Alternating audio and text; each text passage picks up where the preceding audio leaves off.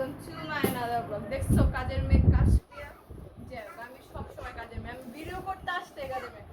Video করার সময় আমার কোনো কাজ কামে থাকে না, কারণ ভিডিও করার সময় যদি রুম গোছানো না থাকে এক নম্বরের আমি বসতে সবার একটা করে ঝাড়ু দিতে আমি শিখাই দিই।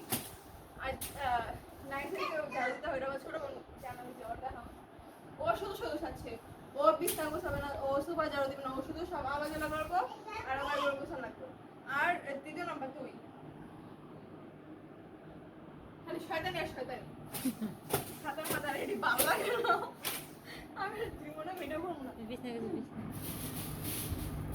শাড়ি পরলেই কেমন কেন এখন গাইস বলবো কি যে না এখন তুমি শুধু এমনি করে একটু ই করতেছো, নাম করতেছো আর বাকি কি তোমার সব নাই করে। আপনি আমার বাসায় দেখা দেন কেডা করে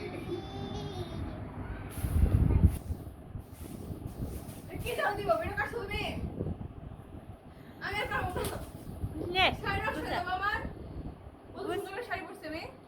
গুসা কত সুন্দর হয়ে গেছে। গুসা ভিডিও বানাবেন না, আমি ভিডিও মধ্যে খারাপ করব না। এই সুযোগে আমি তাহলে গোছাবো, তোমার কোনো কাম করা লাগবে না।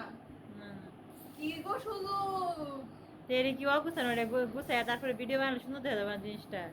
না করবো না। মেয়ে মানুষের কাজ কি, বড় মানুষের বড় মেয়েদের বড় দায়িত্ব। বিশ্বাস কর বান্ধবীগণ, আমি একটা কাজ করি না বাসায়। ওরা বাসায় রুম ঝাড়ু দেয়, নাফিজা বেশিরভাগ কাম করে, কিন্তু কাম করে না। নাফিজা কাজ করে, রুম ঝাড়ু দেয়, বিছনা গোছায়, কত কাজ করে আল্লাহ। আমি খাই আর ঘুমাই। এগুলো পরে আমি বাস খামো একটু পরে, যে তুই করস না তোর বান্ধবীরা করে।